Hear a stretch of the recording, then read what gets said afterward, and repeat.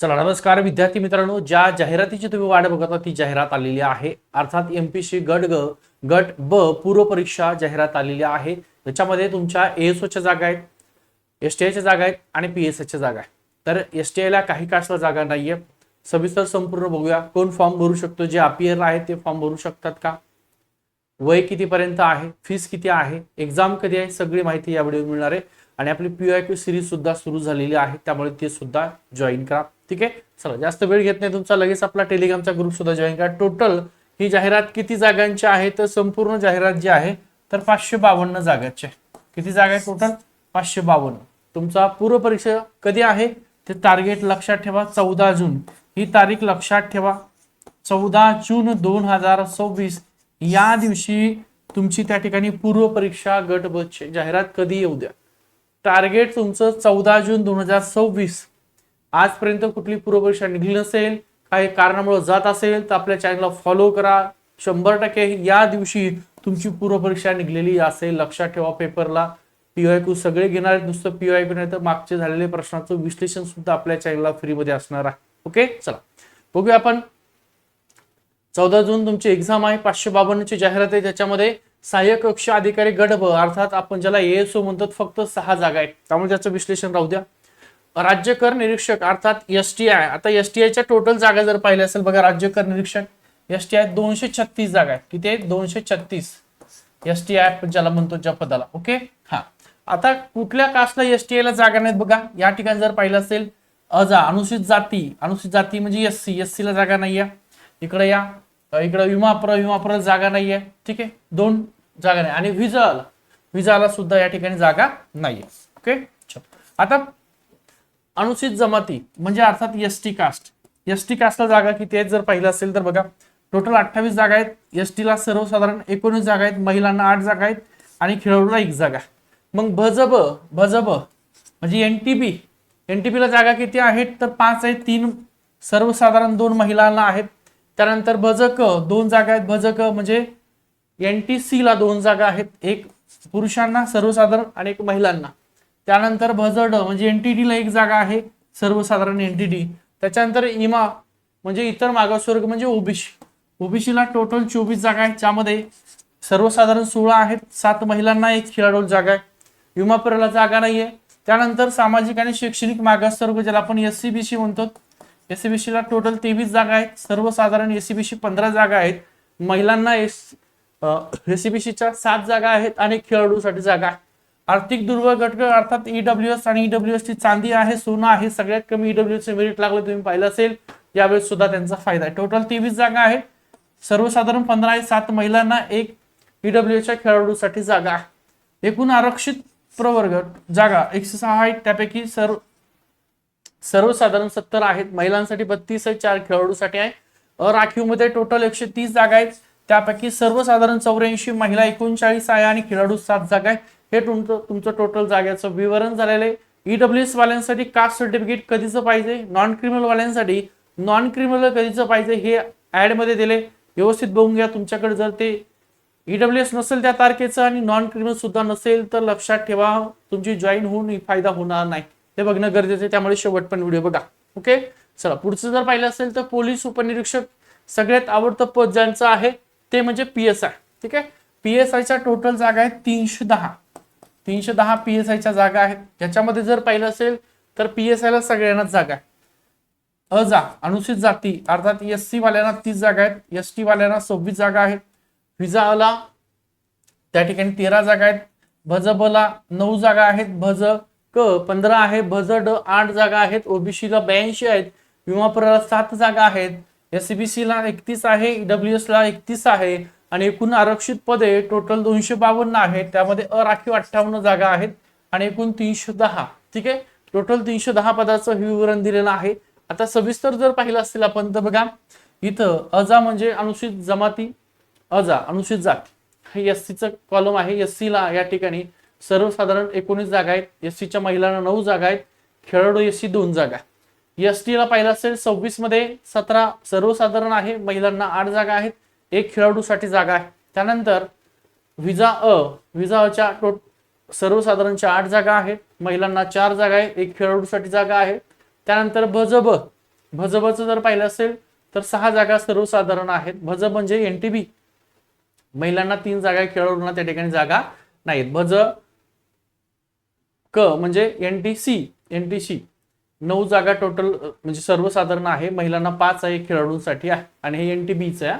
हा जसं भजड म्हणजे एनटीडीचं आहे, एनटीडीला टोटल 8 आहे, त्यापैकी 6 जागा सर्वसाधारण आहे, 2 जागा महिलांसाठी, खेळाडूसाठी त्यांची जागा नाहीये. त्यानंतर हिमास प्रो म्हणजे ओबीसी वाल्यांच्या 82 पैकी 53 सर्वसाधारण आहे, त्यांच्या महिलांसाठी ओबीसी 25 जागा आहेत आणि खेळाडूला 4 जागा, इकडे खेळाडू आहे. त्यानंतर दिव्यांगांचं आहे विमा प्र 7 जागा, 5 सर्वसाधारण आणि 2 महिलांसाठी आहे.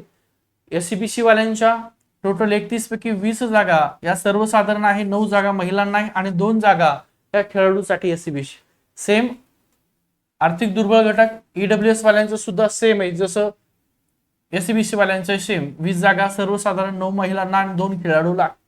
एकूण आरक्षित पदं आहेत 252, त्यापैकी सर्वसाधारण 163, 76 महिला आणि 13 खेळाडूच्या आहेत. राखीव जर पदं पाहिले असतील त्याच्यामध्ये 58 पदं आहेत राखीव, सर्वसाधारण 38 आहेत. हे सगळ्या कास्टवाले 38 मध्ये जाऊ शकतात त्या मार्काचे, त्यांना मार्क पडले असतील तर. त्यानंतर 17 महिलांना आहेत आणि 3 खेळाडूला. असे टोटल तुमच्या एकूण हे 310 पदाचं विवरण दिलेलं आहे. आपण पाहिलं PSI, STI आणि ESO सुद्धा पाहिलं. आता महत्वाच्या तारखा पाहणं गरजेचं आहे. बघा, अर्ज सादर करण्याचा जो काही दिनांक आहे तो दिनांक कधीचा आहे तर 10 एप्रिल पासून तुम्हाला फॉर्म भरायला सुरुवात होणार आहे. 10 किती 4 वाजता, दुपारी 2 वाजता, 14 दिले दुपारी 2 वाजता. ते कधीपर्यंत 30 एप्रिल पर्यंत तुम्हाला फॉर्म भरता येणार आहे.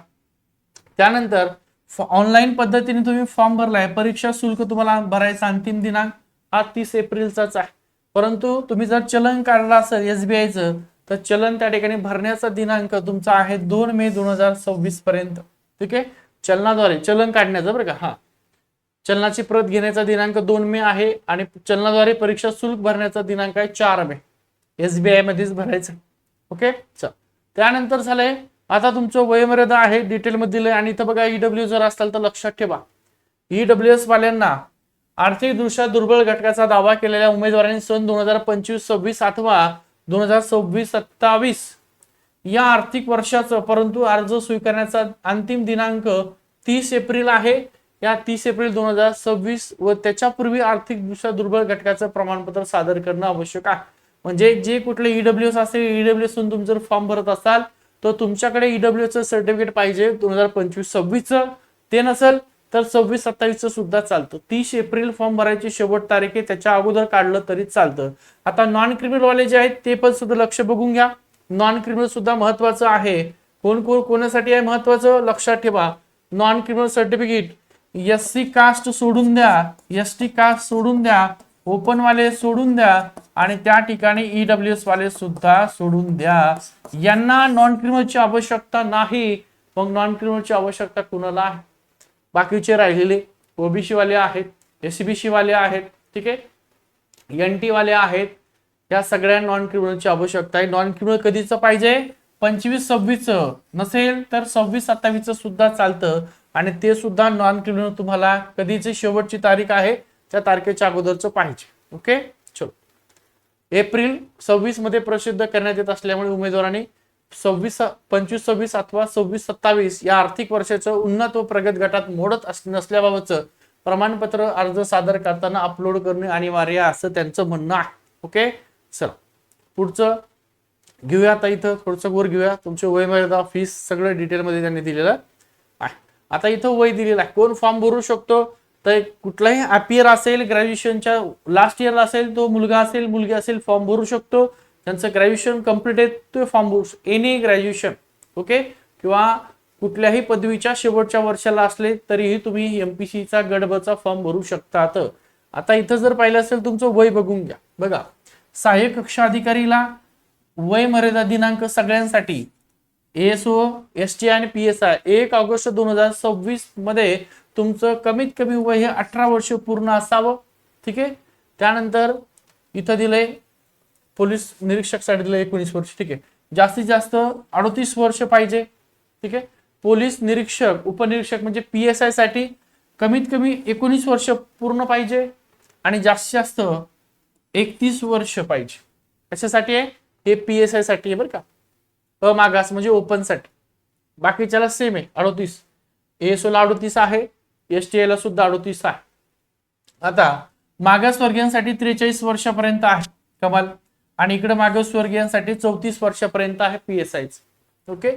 इथं प्राविधिक खेळाडू जर असेल तर अमागास 43 वर्षापर्यंत खेळाडू आहे, PSI ला 36 वर्षापर्यंत आहे. मागासवर्गीयांसाठी 43 वर्षापर्यंत खेळाडू बरं का, PSI ला 36 वर्ष. माजी सैनिक असेल, ठीक आहे, अमागास असेल म्हणजे ओपन मध्ये असेल 43 वर्षापर्यंत, PSI साठी 36 वर्ष. मागासवर्गीय 43, PSI 36. दिव्यांग उमेदवार असेल तर वयाच्या 45 वर्षापर्यंत तो त्या ठिकाणी STI चा फॉर्म भरू शकतो, आणि PSI ला जर दिव्यांग असेल तर तुम्ही अपात्र आहात, फॉर्म भरू शकत नाहीत. हे तुमचं PSI चं आणि त्या ठिकाणी STI चं वयोमर्यादा आहे, तरच तुम्ही त्या ठिकाणी काय करू शकता, फॉर्म भरू शकता. आता PSI साठी उंची दिलेली आहे. उंची पुरुषांसाठी 165 सेंटीमीटर उंची पाहिजे अनवाणी, छाती न फुगविता 79 सेंटीमीटर, आणि तुम्हाला फुगवण्याची क्षमता 5 सेंटीमीटर असेल. महिलांसाठी उंची 157 सेंटीमीटर असेल तरच महिलांना PSI चा त्या ठिकाणी फॉर्म भरता येतो. हे महिलांचं दिलंय कमीत कमी. हा, पूर्व परीक्षा तुमची 100 मार्काची असणार आहे, मुख्य परीक्षा 400 गुणाची असणार आहे. दिले डिटेल झालंय. आता काय राहिले, हा सगळे जे काय फॉर्मॅट आहे तुमचे डॉक्युमेंट असतील तर जे काय आहेत त्याच्यामध्ये, तर सगळे डॉक्युमेंट तुम्हाला PDF स्वरूपामध्येच अपलोड करायचे त्यांनी दिले. त्यांनी इथं दिलंय आर्थिक दृष्ट्या दुर्बल घटकातील असल्याचा पुरावा 25-26 अथवा 26-27 चालतो. त्यासोबत वैध नॉन क्रिमिनल प्रमाणपत्र हे 25-26 असेल तरी चालतं, नसेल तर 26-27 सुद्धा चालणार आहे. म्हणजे 30 एप्रिलच्या अगोदर तुम्ही ते काढलेलं असावं. बाकी दिलेलं आहे. त्यानंतर तुम्हाला काही माहिती असेल तर हा ऑनलाईन वेबसाईट आहे, तिथून ती घेऊ शकता, हरकत नाहीये. सगळ्या टेलिग्रामला दिलेली आहे. त्यानंतर संयुक्त पूर्व परीक्षा तुम्हाला फीस भरायचं, अमागास म्हणजे ओपन साठी फीस आहे 394 रुपये, आणि मागासवर्गीयांसाठी फीस आहे 294 रुपये. माजी सैनिकाला 394, अमागास आणि मागासवर्गीयांसाठी सुद्धा 294 त्या ठिकाणी दिलेलं आहे. ओके, झालं. फीसचं झालं, सगळं डिटेलमध्ये झालेली जाहिरात शक्यतो पूर्णपणे झालेली आहे. या वेबसाईटला तुम्ही संपर्क करा, आणि सोबत लक्षात ठेवा आपले PYQ सिरीज सुरू झालेली आहे. PYQ 2013 पासून ते 2025 पर्यंत जेवढ्या काही त्या ठिकाणी पूर्व परीक्षा मेन झाल्यात सगळ्यांची PYQ सिरीज आपण सुरू ठेवलेली आहे. 2 दिवस झालं सुरू आहे, तर मागचे व्हिडिओ सुद्धा बघून घ्या संपूर्ण. आणि चॅनलला नवीन असाल, सबस्क्राईब नसेल तर सबस्क्राईब करा. टेलिग्रामचा ग्रुप सुद्धा जॉईन करा, कारण तुम्हाला जर टार्गेट ठेवलं असेल तुम्ही पूर्व परीक्षा ग्रुप B ची पास करायची असेल तर तुम्हाला ह्या चॅनलचा 100% फायदा होणार आहे. ठीक आहे, थांबतोय मी. व्हिडिओ आवडला तर लाईक करा. ओके, चलो.